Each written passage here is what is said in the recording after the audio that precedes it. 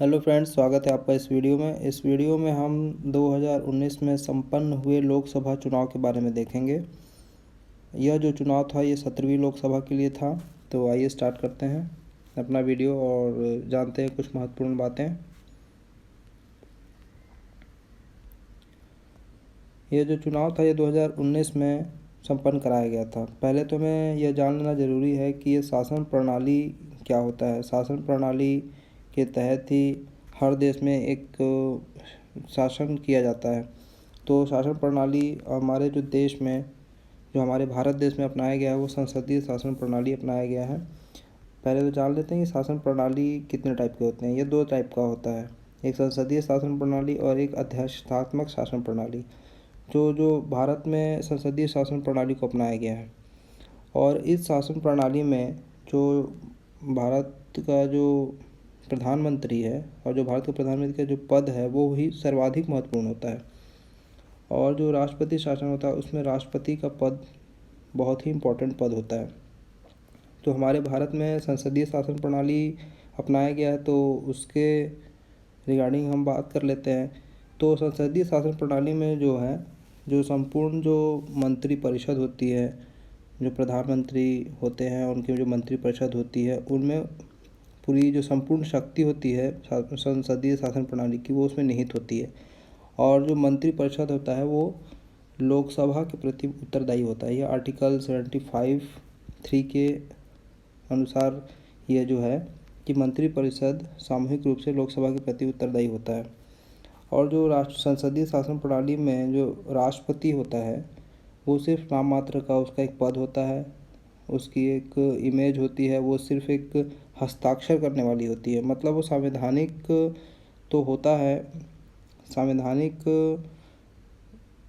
उसका एक पद होता है, लेकिन वो उसका अहम जो रोल होता है वो प्रधानमंत्री का ही होता है। लेकिन प्रधानमंत्री भी उस जो निर्णय जो भी लेना होता है वो अकेले अपने दम पे नहीं ले सकते। उसके लिए भी उन्हें संसद में बिल पास करना होता है और उस बिल पे बहुमत मिलना चाहिए। राष्ट्रपति के शासन राष्ट्रपति जो हैं उनका हस्ताक्षर होना चाहिए। तो इस तरीके से वो नियम कानून बनते हैं।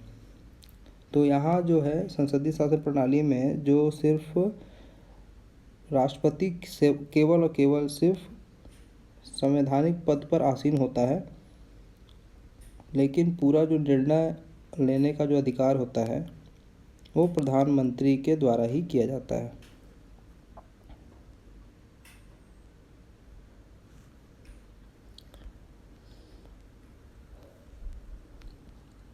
प्रधानमंत्री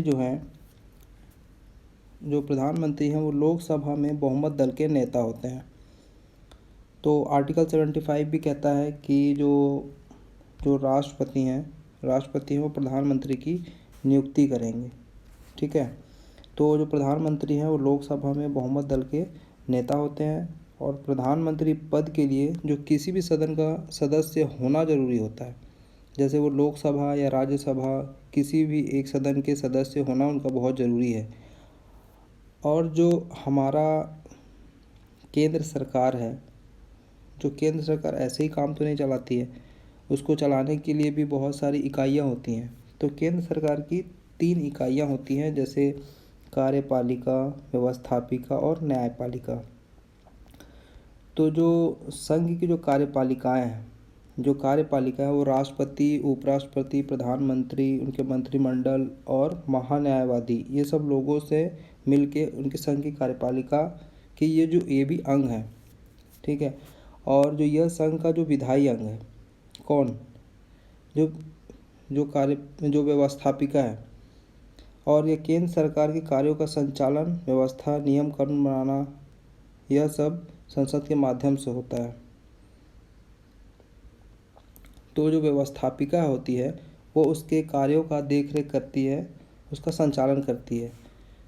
तो जो ये व्यवस्था बनाई गई है, व्यवस्थापिका जो है जो अपना कार्य जो है संसद के माध्यम से करती है। तो जैसे संसद के 3 अंग होते हैं, जैसे लोकसभा, राज्यसभा, राष्ट्रपति, ये सब 3 मिलके संसद के ये 3 अंग हैं, इनसे ही मिलके संसद बना है, लोकसभा, राज्यसभा और राष्ट्रपति। तो अब जब लोकसभा की बातें कर रहे हैं तो उसके सीटों के बारे में भी बात कर लेते हैं, क्योंकि भारत में जो इसकी सीट है, इसी सीट पे जो चुन के आते हैं उसमें जो अधिकतम जो बहुमत दल का जो नेता होता है उसी को प्रधानमंत्री बनाया जाता है। तो इसलिए हमें लोकसभा सीटों का ज्ञान होना बहुत ज़रूरी है। तो लोकसभा सीट जो है वो हमारे देश में, हमारे भारत देश में अधिकतम जो इसकी संख्या है वो 552 है, 552 52 है। लेकिन वर्तमान में जो लोकसभा में सीटों की जो कुल संख्या है वो 545 है। जो 2019 में जो चुनाव हुए थे, लोकसभा का चुनाव हुआ था 17वीं लोकसभा के लिए, उसमें जो सीटें पे जो चुनाव कराई गई थी वो 543 थी, और जो 545 जो सीट होती है उसमें से 543 सीटें जो चुनाव के द्वारा भरी जाती हैं। और जो 2019 में चुनाव कराया गया था उसमें 542 सीटों के लिए चुनाव कराया गया था, और एक सीट के लिए चुनाव नहीं हो पाया था। तो जो हम सीट की बात कर रहे थे, जो 545 सीट होते हैं लोकसभा में, और जो सीटें, जो कुछ सीटें जैसे 543 सीटें चुनाव द्वारा भरी जाती हैं, तो उसमें जो 2 सीटें रहती हैं, 543 सीटें तो चुनाव द्वारा भरी जाती हैं, और जो 2 सीट बच जाती है वो एंग्लो इंडियन के लिए, मतलब उनके लिए वो रिज़र्व रहता है। तो चुनाव 543 सीट के लिए ही होता है। तो जो 15वीं लोकसभा थी, इस जो 2019 में चुनाव हुआ वो तो 2019 में चुनाव हुआ था वो 17वीं लोकसभा के लिए थी। लेकिन जो 15वीं लोकसभा थी जिसमें मनमोहन सिंह प्रधानमंत्री थे, वो राज्यसभा के सदस्य थे, और 15वीं लोकसभा में वो बहुमत दल के नेता नहीं थे। बहुमत दल के नेता उस समय प्रणब मुखर्जी थे। बहुमत दल के नेता क्या होता है वो भी हम आगे डिस्कस कर लेंगे। बहुमत दल का नेता हम किसे मानते हैं, किसे नहीं मानते हैं। और जो उसके बाद 16वीं लोकसभा थी उसमें प्रधानमंत्री नरेंद्र मोदी थे, और यह लेकिन लोकसभा में बहुमत दल के नेता थे। और जो 17वीं लोकसभा थी जो इस बार 2019 में संपन्न हुई है, उसमें नरेंद्र मोदी फिर से प्रधानमंत्री बने, और वो फिर से लोकसभा के बहुमत दल के नेता चुने गए। तो इस तरीके से जो 17वीं लोकसभा का जो चुनाव था वो अप्रैल मई में मंथ के दौरान कराया गया था 2019 में, और 7 चरणों में चुनाव कराए गए थे। और यह जो चुनाव था वो 543 सीट में से 542 सीटों के लिए मतदान कराए गए थे। जैसे हमने पहले डिस्कस किया कि एक सीट के लिए चुनाव नहीं हो पाया था, वो है तमिलनाडु का वेल्लोर सीट, उसमें ये चुनाव नहीं हो पाया था, उसके लिए स्थगित कर दिया गया था। तो इस चुनाव में जो भाजपा ने अपने दिन पर 303 सीट का चुनाव में सीट प्राप्त की, 303 सीट उन्होंने प्राप्त की। और उनके जो सहयोगी दल होते हैं जैसे कि एनडीए, राष्ट्रीय जनतांत्रिक गठबंधन, उन्होंने टोटल मिला के 355 सीटें प्राप्त की थी। और जो कांग्रेस थी, इस बार कांग्रेस ने लगातार दूसरी बार फिर से हारी, और कांग्रेस को सिर्फ इस बार 52 सीटें प्राप्त हो सकीं। जिस तरीके से वो लीडर ऑफ ऑपोजिशन, विपक्ष का नेता, वो इस बार भी लोकसभा में प्राप्त नहीं कर सकी उसका दर्जा, क्योंकि उसके दर्जा को प्राप्त करने के लिए कोरम फुलफिल होना बहुत ज़रूरी है। कोरम मतलब कम से कम 1/10 सीट को लाना ज़रूरी होता है। तो जो हम बात कर रहे थे कांग्रेस की, तो कांग्रेस की जो सहयोगी दल की पार्टी होती है यूपीए, उनको देखा जाए तो टोटल मिला के वो 96 सीटें ही प्राप्त कर सकी थी। तो देख लेते हैं कि विपक्ष का नेता, अभी हम बात कर रहे थे कि कांग्रेस जो है इस चुनाव में विपक्ष का जो नेता, लीडर ऑफ ऑपोजिशन का स्थान नहीं ले सकी थी। तो उसके लिए हम अभी बात किए थे कि कोरम को फुलफ़िल करना बहुत ज़रूरी है। तो विपक्ष का नेता होता क्या है? जो रूलिंग पार्टी के बाद जो दूसरी सबसे बड़ी पार्टी होती है, जैसे बीजेपी अभी रूलिंग पार्टी है और दूसरी सबसे जो लार्जेस्ट और सबसे बड़ी पार्टी है वो कांग्रेस है, तो उसमें जो है दूसरे सबसे बड़े पार्टी के नेता को ही आमतौर विपक्ष का नेता मान लिया जाता है आमतौर पर। तो विपक्ष का नेता जो होते हैं उनको भी कोरम फुलफ़िल करना अनिवार्य होता है, मतलब 1/10 1/10 सदस्यों का समर्थन इसमें प्राप्त होना चाहिए। तो इस बार जो उस 52 सीटें ही प्राप्त कर सकी थी, ये देखिए कांग्रेस को 52 सीटें ही प्राप्त हो सकी थी। तो 52 मतलब अगर 545 सीटें हैं तो उसमें कम से कम उसको 55 सीटें प्राप्त करना था, लेकिन वो 52 सीटें ही प्राप्त कर सकी, इसलिए वो कोरम को फुलफ़िल नहीं कर पाई। इसलिए वो इस बार लोकसभा में जो विपक्ष का नेता का जो पद है वो इस बार भी नहीं ले सकी।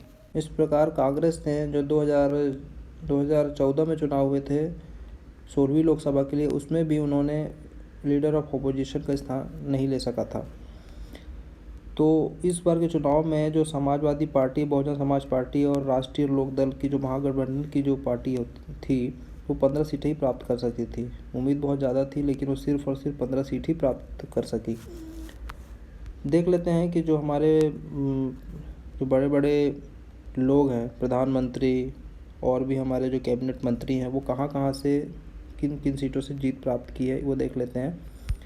तो जैसे इस चुनाव में प्रधानमंत्री मोदी जो हैं वो वाराणसी से लड़े थे, उसको वहाँ से जीत प्राप्त हुई थी। स्मृति ईरानी को अमेठी से प्राप्त हुई थी, अमित शाह को गांधीनगर से, राजनाथ सिंह को लखनऊ से, वरुण गांधी जो पीलीभीत सीट से भाजपा के उम्मीदवार थे उनको वहाँ से जीत प्राप्त हुई थी, और मेनका गांधी जो उनकी मां हैं वो सुल्तानपुर सीट भाजपा के उम्मीदवार के रूप में वहाँ उन्होंने जीत प्राप्त किया। तो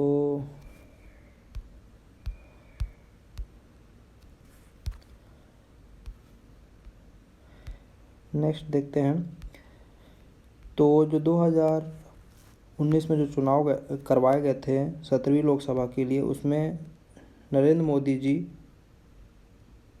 बहुमत दल के नेता थे और उन्होंने प्रधानमंत्री पद की शपथ ली। और ये जो उन्होंने सफलता प्राप्त की प्रधानमंत्री पद के लिए, तो उन्हें जो बधाइयाँ अलग अलग देशों से मिली तो वो भी यहाँ पास लिस्टेड है।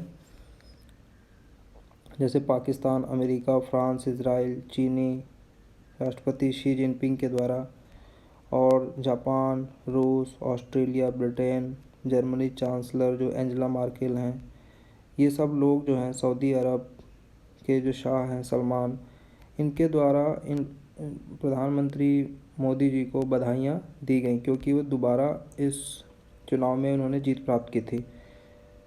तो प्रधानमंत्री जो हैं नरेंद्र मोदी जी, वो दूसरे कार्यकाल उनका ये है जो 2019 में उन्होंने चुनाव जीता था।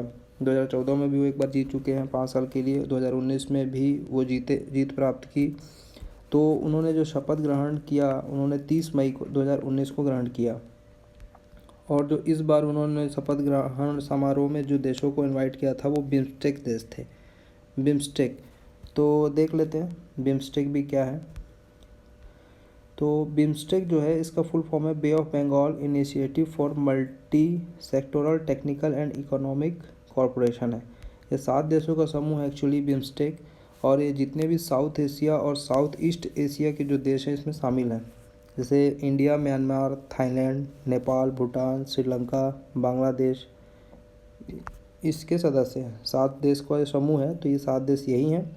और इसका जो निर्माण था वो 6 जून 1997 को किया गया था, और जो बिम्स्टेक का हेडक्वार्टर है वो ढाका, बांग्लादेश में है। तो प्रधानमंत्री जो है और उनकी जो परिषद है, क्योंकि हम मंत्रिमंडल के बारे में पहले चर्चा किए कि प्रधानमंत्री और उनके मंत्रिमंडल होती हैं, और जो प्रधानमंत्री है वो लोकसभा के प्रति उत्तरदायी होते हैं। तो प्रधानमंत्री और उनकी जो परिषद है, इस बार के चुनाव में 57 मंत्री शामिल किए गए हैं। मतलब उनके जो कैबिनेट में कैबिनेट मंत्री होंगे, राज्य मंत्री होंगे, और जो कुछ जो राज्य मंत्री जो स्वतंत्र प्रभार वाले होंगे, ये सबको मिला के 58 मंत्री होंगे जो प्रधानमंत्री को मिला के। मतलब उनकी जो मंत्रिपरिषद में जो लोग हैं 57 होंगे। और इस बार उन्होंने बहुत सारे पद चेंज भी किए हैं, बहुत सारे लोग रिप्लेस भी हुए हैं, नए आए हैं, कुछ पुराने गए हैं, तो वो देख लेते हैं। तो जो कैबिनेट मंत्री की संख्या है वो 24 है, राज्य मंत्री की संख्या 9 जो स्वतंत्र प्रभार वाले हैं, और जो केवल राज्य मंत्री हैं वो 24 हैं। तो यहाँ तो हम ये देख लेते हैं कि कैबिनेट मंत्री क्या होते हैं, राज्य मंत्री स्वतंत्र प्रभार वाले क्या होते हैं, राज्य मंत्री क्या होते हैं।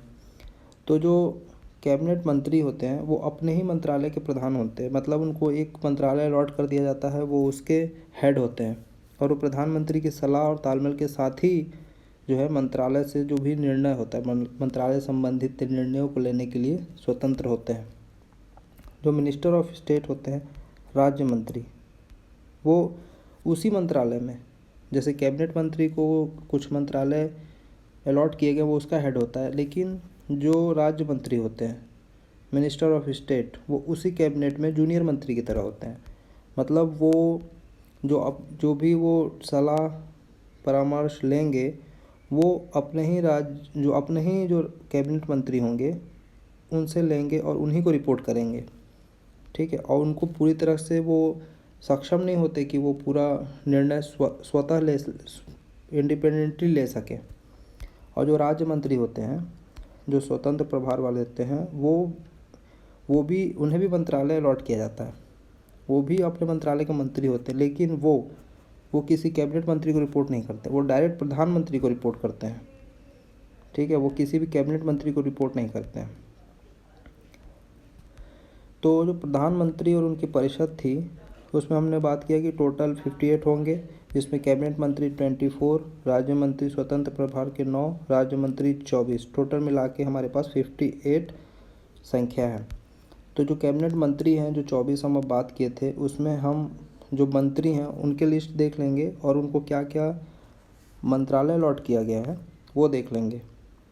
तो जैसे नरेंद्र मोदी हैं, उनको प्रधानमंत्री का पद मिला है और कार्मिक जन शिकायत और पेंशन, परमाणु ऊर्जा, अंतरिक्ष मंत्रालय, राजनाथ सिंह रक्षा मंत्रालय, अमित शाह गृह मंत्रालय, नितिन गडकरी हैं सड़क परिवहन एवं राजमार्ग मंत्रालय और सूक्ष्म लघु एवं मध्यम उद्यम मंत्रालय, सदानंद गौड़ा, इनको रसायन और उर्वरक मंत्रालय, निर्मला सीतारमण वित्तीय एवं कॉरपोरेट मामलों का मंत्रालय, रामविलास पासवान उपभोक्ता मामले, नरेंद्र सिंह तोमर कृषि एवं किसान कल्याण, रविशंकर प्रसाद कानून एवं न्याय, संचार और इलेक्ट्रॉनिक्स और सूचना मंत्रालय, हरसिमरत कौर बादल खाद्य प्रसंस्करण, एस जयशंकर विदेश मंत्रालय, रमेश पोखरियाल निशंक मानव संसाधन विकास मंत्रालय, थावरचंद गहलोत सामाजिक न्याय एवं सशक्तिकरण मंत्रालय, अर्जुन मुंडा स्मृति ईरानी, हर्षवर्धन, प्रकाश जावड़ेकर, पीयूष गोयल रेलवे और वाणिज्य उद्योग मंत्रालय दोनों संभाल रहे हैं। धर्मेंद्र प्रधान जी हैं पेट्रोलियम और प्राकृतिक गैस मंत्रालय, इनको अलॉट हुआ है। इस तरीके से प्रधानमंत्री जी को मिला के और उनके जो कैबिनेट है, कैबिनेट मंत्री जो हैं वो 25 हो गए।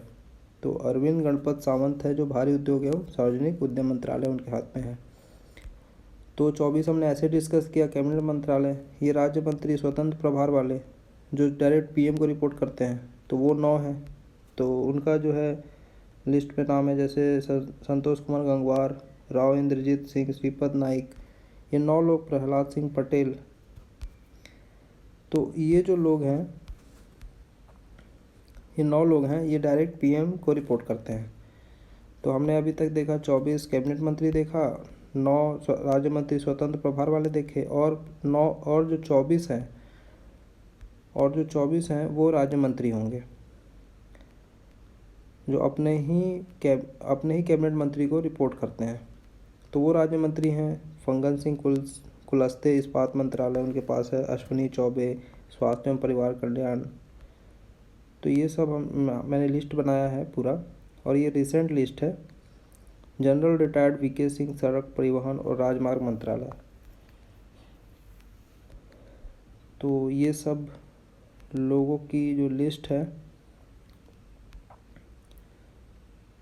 रेणुका सिंह आदिवासी मामले के मंत्रालय, जी किशन रेड्डी गृह मंत्रालय, साध्वी निरंजन ज्योति ग्रामीण विकास, संजीव कुमार बालियान पशुपालन डेयरी और मत्स्य पालन, रामेश्वर तेली खाद्य प्रसंस्करण उद्योग, रतनलाल कटारिया जल शक्ति और सामाजिक न्याय एवं सशक्तिकरण। तो हमने अभी तक जो देखा कि जो प्रधानमंत्री हैं और उनके मंत्रिपरिषद में तो मंत्रिपरिषद में कैबिनेट मंत्री हैं 24, राज्य मंत्री स्वतंत्र प्रभार 9 और राज्य मंत्री 24।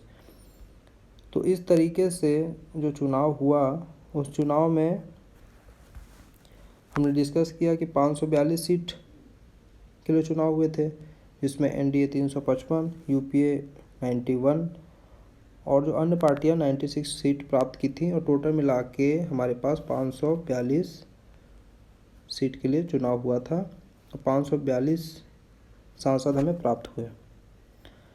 तो इस बार की जो 17वीं लोकसभा है, इस 17वीं गलत लिखा है, 17th होगा।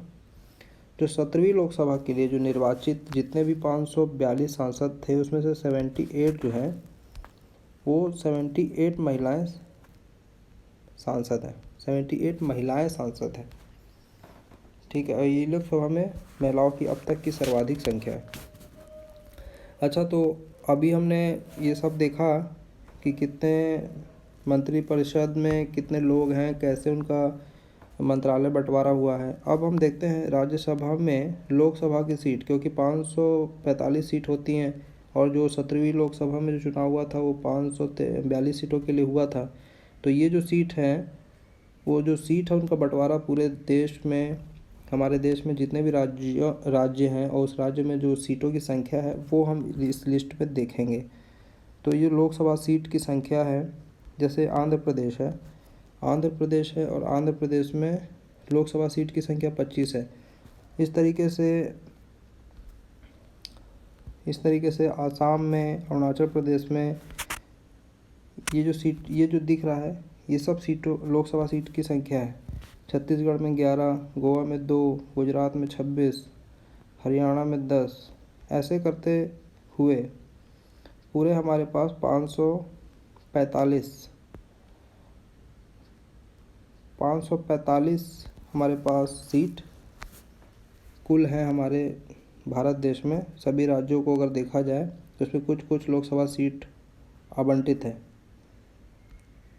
जैसे केंद्र शासित प्रदेश, उसमें अंडमान और निकोबार द्वीप समूह में 1-1, चंडीगढ़ में 1, दादर नागर हवेली में 1, दमन और दीव में 1, लद्दाख और जो जम्मू कश्मीर बना है वो अभी मतलब उसको केंद्र शासित राज्य में उसको नॉमिनेट कर दिया गया है, इसलिए उसकी राजधानी भी अभी घोषित नहीं है। तो जम्मू कश्मीर, तो ये सब जो लोकसभा सीट यहाँ पास हैं वो सबको मिला के हमारे पास 545 सीट हमारे देश में है।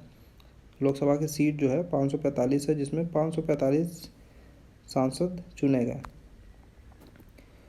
और इस लिस्ट में जैसे उनके जो राज्यपाल है, उस राज्य के राज्यपाल के बारे में भी बताया गया है। उनके मुख्यमंत्री, राज्यपाल का तो नाम नहीं लिख पाए हैं इसमें, इस लिस्ट में उनके मुख्यमंत्रियों के नाम हैं। राज्यपाल भी इम्पोर्टेंट हैं, लेकिन इस लिस्ट में मैंने सिर्फ राज्य और उनके जो हैं राजधानी, लोकसभा सीट, उनके विधानसभा सीट और जो उनके मुख्यमंत्री हैं उनको शामिल किया। ये रिसेंट लिस्ट है। तो कुछ इम्पोर्टेंट पॉइंट्स देख लेते हैं जो 17वीं लोकसभा में जो हुए हैं।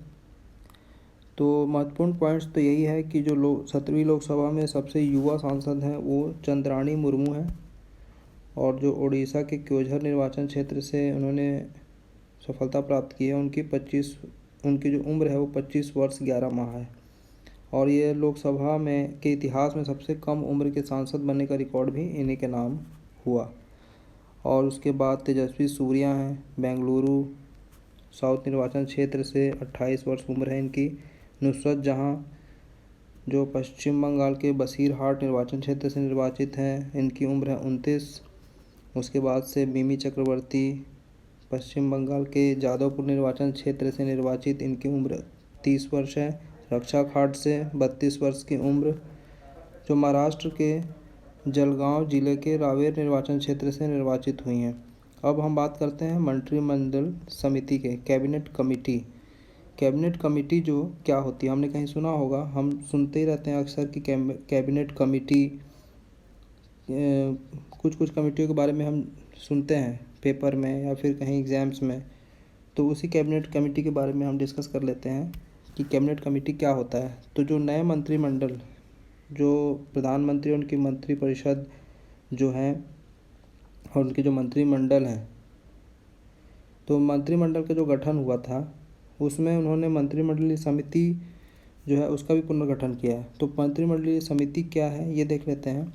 मंत्रिमंडलीय समिति जो होती है एक्चुअली जो है, जो कैबिनेट को मंत्रालय जो होते हैं, कैबिनेट के मंत्रालय जो होते हैं, उनके जो वर्कलोड होता है ना, उसको कम करने के लिए कैबिनेट को अलग अलग समिति में बांट दिया जाता है। जैसे अभी प्रधानमंत्री जो हैं और उनके जो मंत्रिपरिषद है उसको मंत्रालय अलॉट हुआ। अब उस मंत्रालय के जो वर्कलोड को कम करने के लिए, उनके काम को करने के लिए अलग अलग समिति बना दी गई है। तो वो जो समिति है वो देख लेते हैं। तो जो इस मंत्री, लेकिन और भी इम्पोर्टेंट बात यह है कि इस मंत्रिमंडलीय समिति में जो कैबिनेट मंत्री ही होते हैं, इसमें राज्य मंत्री या स्वतंत्र प्रभार के मंत्री ये सब नहीं होते हैं। स्पेशल उनको आमंत्रित किया जा सकता है, लेकिन मुख्यतः इसमें कैबिनेट मंत्री ही होते हैं। जैसे मंत्रिमंडलीय समिति दो प्रकार की होती है, स्थायी समिति और एक एडहॉक समिति। स्थायी समिति होती है कि इसका गठन प्रतिवर्ष होता है और एक ही निश्चित समय के लिए होता है और इसका जो कार्य है वो कंटिन्यूस रूप से चलता रहता है। और जो प्रवर समिति है, एडहॉक कमेटी, यह अस्थायी होती है, टेम्प्रोरी होती है। इसका जो है गठन ही सिर्फ काम आवश्यकता अनुसार कराया जाता है और काम खत्म होने के बाद इनका अंत हो जाता है। मंत्रिमंडलीय समिति का जो नाम है वो देख लेते हैं। मंत्रिमंडलीय जो समिति जो उनके वर्कलोड को कम करने के लिए जो इनका गठन किया जाता है वो फिक्स थे, 6 फिक्स थे, इस बार 2 और बढ़ाए गए हैं। जैसे मंत्रिमंडल की नियुक्ति समिति, आवास मामलों की समिति, आर्थिक मामलों की समिति, संसदीय मामलों की समिति, राजनीतिक मामलों की समिति, सुरक्षा मामलों की समिति, और जो नए इस बार दो जोड़े गए हैं वो निवेश एवं वृद्धि मामलों की समिति और रोजगार एवं कौशल विकास समिति। ये जो लास्ट के 2 हैं ये इस बार न्यू जोड़े गए हैं। इस बार इस प्रकार जो है मंत्रिमंडलीय समिति के जो पुनर्गठन के बाद मंत्रिमंडलीय समिति की संख्या 8 हो गई है। पहले 6 थी, अब जो 2 लास्ट में हमने देखा, निवेश एवं वृद्धि मामलों की समिति और रोजगार एवं कौशल विकास की समिति को मिला के ये इस बार 8 हो गई है। तो अब ये जो मंत्रिमंडलीय समिति बनी है, अब उसमें कौन कौन होंगे ये भी देखना ज़रूरी है। तो जैसे इसमें कैबिनेट मंत्री ही रहेंगे, ये भी हमने देखा। तो कैबिनेट मंत्री कौन? गृह मंत्री, प्रधानमंत्री, ये सब है। तो गृह मंत्री, जैसे गृह मंत्री मान लीजिए एग्जाम्पल के लिए लेते हैं, गृह मंत्री अमित शाह हैं, ठीक है। तो इस बार वो उस सभी समितियों में रखे गए हैं। ज़रूरी नहीं है कि वो हर समिति में रहें, लेकिन उनको इस बार हर समितियों में शामिल किया गया है। अब जैसे नरेंद्र मोदी हैं, वो 6 समितियों में शामिल हैं। आवास समिति और संसदीय मामलों की जो समिति है उनको छोड़ के वो 6 समितियों में शामिल हैं। कैबिनेट मंत्री हैं, वो किसी न किसी कैबिनेट कमेटी में उनको होना ही है। तो सभी में ना रहें, लेकिन किसी न किसी में रहें, लेकिन वो रहेंगे कैबिनेट मंत्री ही, ठीक है।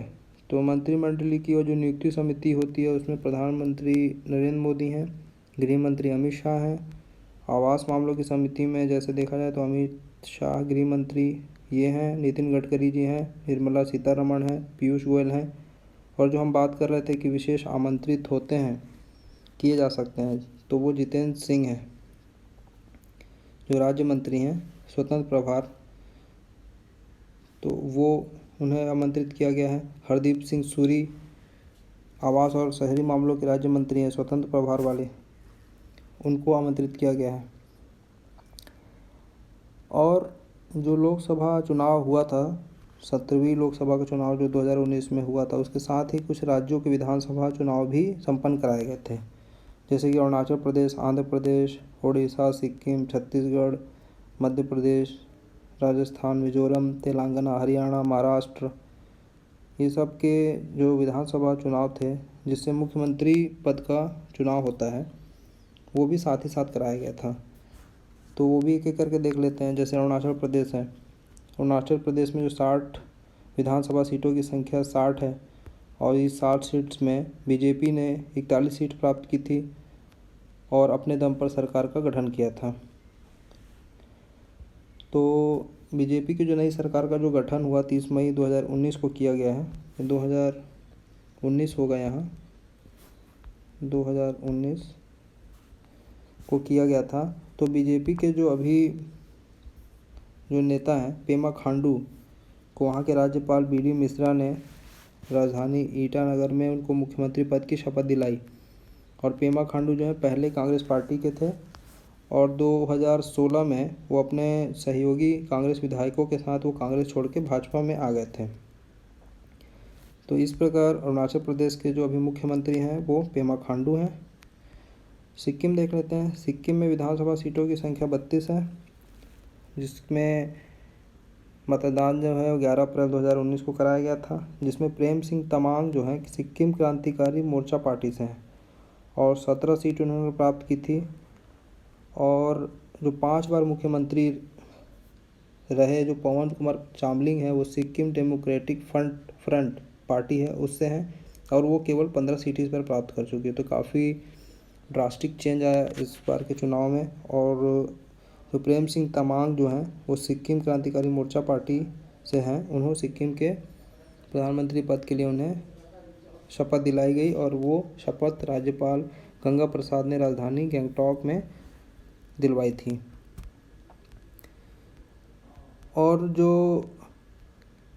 और भी इम्पोर्टेंट बात है, जैसे जो इस बार पार्टी हारी है वहाँ पवन कुमार चामलिंग की पार्टी, वो लेकिन भारत के किसी भी राज्य में सर्वाधिक समय तक मुख्यमंत्री बनने का रिकॉर्ड उन्हें प्राप्त है।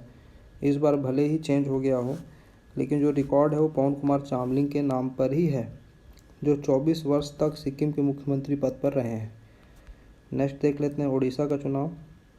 उड़ीसा में जो विधानसभा सीटों की संख्या है वो 147 है, 147। और इसका भी जो चुनाव है वो अप्रैल के मंथ के एंडिंग में ही कराया गया था। और जो वर्तमान मुख्यमंत्री नवीन पटनायक जो हैं वो उन्होंने फिर से इस सीट पे जीत हासिल की है और अपना कब्जा बरकरार रखा है।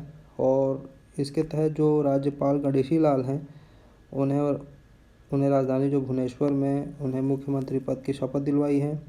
तो इस बार नवीन पटनायक जो है लगातार 5वीं बार उड़ीसा के मुख्यमंत्री बने हैं। नेक्स्ट देखते हैं आंध्र प्रदेश। आंध्र प्रदेश में सीटों की संख्या 175 है। इस चुनाव में जैसे वाई.एस. जगनमोहन रेड्डी की जो पार्टी है वाई.एस.आर. कांग्रेस, उन्होंने 151 सीट प्राप्त की और चंद्रबाबू नायडू की जो पार्टी है तेलुगु देशम पार्टी, उन्होंने 23 सीट प्राप्त की। तो इस प्रकार चंद्रबाबू नायडू जो हैं पिछले वर्ष तक मुख्यमंत्री के पद पे थे, लेकिन इस बार वाई.एस.आर. कांग्रेस के नेता जो जगनमोहन रेड्डी ने इस बार बाजी मारा और मुख्यमंत्री पद की शपथ ली। उनको जो शपथ दिलवाए वो राज्यपाल E.S.L. नरसिम्हन ने दिलवाए थे। और जो जगनमोहन रेड्डी हैं वो पहली बार इस देश के मुख्यमंत्री बने हैं, क्योंकि वो पहले विधानसभा के विपक्ष के नेता थे। अपने प्रदेश में जहाँ भी होंगे वो विधानसभा में विपक्ष के नेता थे। और आंध्र प्रदेश में इनके द्वारा 5 उप मुख्यमंत्री बनाए गए हैं, 5 उप मुख्यमंत्री, जो आज तक कभी ने किसी स्टेट में नहीं बनाया था। लेकिन इस बार इन्होंने 5 मुख्यमंत्री बनाए हैं अपने इस स्टेट में। तो यह लोकतांत्रिक इतिहास में ऐसा पहली बार हुआ है जो किसी राज्य में 5 उप मुख्यमंत्री हैं। नेक्स्ट छत्तीसगढ़ देख लेते हैं। छत्तीसगढ़ राज्य का जो चुनाव है वो नवंबर-दिसंबर में 2018 में ही कराया गया था लगभग। और ये विधानसभा की सीट जो है यहाँ 91 है, 90 मान लिया जाए, क्योंकि एक सीट मनोनीत सदस्य के लिए फिक्स रहता है। और यहाँ जो मतदान है 2 चरणों में कराया गया था और इसमें जो 68 सीट है वो कांग्रेस पार्टी ने जीती थी। और जो अभी तक जो 15 वर्षों से राज कर रही थी भाजपा, उसको बाहर कर दिया उन्होंने। तो इस प्रकार मुख्यमंत्री पद की शपथ जो है भूपेश बघेल ने ली और इनको जो शपथ राज्यपाल जो आनंदीबेन पटेल द्वारा दिलवाई गई। और छत्तीसगढ़ के जो मुख्यमंत्री भूपेश बघेल ये दुर्ग के पाटन निर्वाचन क्षेत्र से निर्वाचित हैं। नेक्स्ट देखते हैं मध्य प्रदेश। मध्य प्रदेश में जो विधानसभा सीटों की संख्या 231 है। इसमें एक सदस्य जो मनोनीत सदस्य के लिए आरक्षित है। तो इस चुनाव में है जो कांग्रेस ने 114 सीट प्राप्त की और जो छिंदवाड़ा से जो सांसद है कमलनाथ है उनको मुख्यमंत्री पद के लिए शपथ दिलवाई गई। लेकिन जो मुख्यमंत्री पद के लिए जो प्रबल दावेदार माना जाता है वो ज्योतिरादित्य सिंधिया को माना जाता है। और जो ज्योतिरादित्य सिंधिया थे वो कांग्रेस के थे, जो अभी फ़िलहाल कुछ महीने पहले ही कांग्रेस छोड़ दिया और बीजेपी में शामिल हो गए थे। तो जिस कारण से जो कमलनाथ सरकार जो थी वो अल्पमत में आ गई थी और उन्हें अपना इस्तीफ़ा देना पड़ा था। और इसके बाद जो शिवराज सिंह चौहान जो थे, जो पहले से मुख्यमंत्री का जो पद है उस पर कब्जा जमाए हुए थे, वो फिर से इस बार उन्होंने मुख्यमंत्री पद की शपथ ली है। राजस्थान चुनाव के बारे में देख लेते हैं। राजस्थान में जो है विधानसभा सीटों की संख्या 200 है और इस बार 199 सीटों के लिए चुनाव कराए गए थे और इसमें से जो है 99 सीट कांग्रेस को प्राप्त हुई। और जो मुख्यमंत्री पद के लिए जो दावेदार थे अशोक गहलोत जी, उन्होंने मुख्यमंत्री पद की शपथ ली और वो तीसरी बार राजस्थान के मुख्यमंत्री बने हैं। मिजोरम के लिए देख लेते हैं। मिजोरम में जो विधानसभा सीट की संख्या 40 है। इसमें जो है जो रामतांगा के जो नेतृत्व वाली पार्टी है मिजो नेशनल फ्रंट, उन्होंने 26 सीट प्राप्त की है। और जो रामतांगा जो है इस बार यहाँ के मुख्यमंत्री बनाए गए हैं और यहाँ के जो राज्यपाल हैं राजशेखरन ने इन्होंने मुख्यमंत्री पद की शपथ दिलवाई। और यह जो रामतांगा जो है तीसरी बार मुख्यमंत्री बने हैं मिजोरम के। तेलंगाना के बारे में देख लेते हैं। तेलंगाना में जो विधानसभा सीटों की संख्या 119 है और तेलंगाना जो है के चंद्रशेखर राव की जो पार्टी थी तेलंगाना राष्ट्र समिति ने 88 सीट यहाँ जीती है और उन्होंने अपना कब्जा बरकरार रखा है। और इस प्रकार चंद्रशेखर जो राव है के चंद्रशेखर राव ये तेलंगाना के मुख्यमंत्री बने। और यह जब तेलंगाना पहली बार गठित हुआ था तो ये उसके प्रथम मुख्यमंत्री भी यही थे, के चंद्रशेखर राव। हरियाणा चुनाव देख लेते हैं। हरियाणा में जो विधानसभा सीटों की संख्या है वो 90 है, जिसमें भाजपा को 40 सीट और कांग्रेस को 41 सीट प्राप्त हुई थी। और जो जननायक जनता पार्टी थी उसको 10 सीट इस चुनाव में प्राप्त हुए थे। तो इस चुनाव में एक्चुअल में जो स्पष्ट बहुमत किसी भी पार्टी के पास नहीं था, जिसके कारण उन्हें मिलजुल के पार्टी बनाने का वहाँ प्रयास किया गया था, जिसमें भाजपा ने जननायक जनता पार्टी और अन्य विधायकों के समर्थन से सरकार का गठन किया था, जिसमें वर्तमान मंत्री जो मनोहर लाल खट्टर हैं वो दोबारा मुख्यमंत्री पद की शपथ ली है उन्होंने। और राज्यपाल सत्यदेव नारायण आर्य के द्वारा यह शपथ दिलवाई गई। और तो जननायक जो जनता पार्टी है वो पूर्व मुख्यमंत्री ओम प्रकाश चौटाला के जो पौत्र हैं दुष्यंत चौटाला के द्वारा गठित की गई है। महाराष्ट्र चुनाव देख लेते हैं। महाराष्ट्र में जो विधानसभा सीटों की संख्या 288 है, जिसमें भाजपा ने 105 सीट प्राप्त की, शिवसेना ने 56, राष्ट्रवादी कांग्रेस पार्टी ने 54 तथा कांग्रेस ने 44 सीट प्राप्त की। लेकिन यहाँ भी स्पष्ट बहुमत के होने के न और कुछ आपसी में भेदभाव और के कारण इन्होंने सरकार नहीं बना पाए। इसलिए भाजपा जो है शिवसेना से मिलकर 100 सीट हासिल की थी, लेकिन सत्ता बंटवारे में मतभेद होने के कारण इन्होंने अपने सरकार का गठन नहीं किया था। इसलिए बाद में जो है कांग्रेस एवं राष्ट्रवादी कांग्रेस पार्टी के समर्थन से शिवसेना ने यहाँ सरकार का गठन किया और शिवसेना के जो उद्धव ठाकरे हैं उनको मुख्यमंत्री पद की शपथ यहाँ दिलवाई गई। कुछ और इम्पोर्टेंट जानकारियाँ हमारे लिए ज़रूरी हैं, जैसे प्रधानमंत्री जो मनमोहन सिंह थे 6ठी बार जो राज्यसभा जो हेतु निर्वाचित हुए हैं, जो अभी तक 3 दशक से असम से वह राज्यसभा के सदस्य रहे हैं। 5 बार वो राज्यसभा के सदस्य रहे हैं, जिनको इस बार भी राज्यसभा हेतु निर्वाचित किया गया। वो 6ठी बार इन्हें निर्वाचित किया गया है राज्यसभा सदस्य के लिए। और जो मुख्यमंत्री हैं, गोवा के मुख्यमंत्री मनोहर पर्रिकर जो हैं, उनका निधन उनके कार्यकाल के दौरान ही हुआ है। और किसी राज्य के मुख्यमंत्री बनने वाले वो पहले IITian थे। 2000 से 2019 के दौरान ये 4 बार गोवा के मुख्यमंत्री रहे हैं और ये 18वें मुख्यमंत्री थे जिनका निधन इस पद पर रहते हुए हुआ है। और जो इनका निधन हुआ उनके बाद गोवा के जो मुख्यमंत्री हैं वो प्रमोद सावंत जी जो बने हैं, जो भाजपा के नेता हैं, इनको यहाँ का मुख्यमंत्री बनाया गया है, क्योंकि यह पहले मुख्यमंत्री बनने के पहले गोवा विधानसभा के में स्पीकर थे। तो इस प्रकार हमने 2019 में संपन्न जो चुनाव हुए थे 17वीं लोकसभा के लिए उसमें हमने कुछ महत्वपूर्ण बातें इस वीडियो में देखी। तो मिलते हैं नेक्स्ट वीडियो में कुछ नए टॉपिक्स के साथ। Thank you.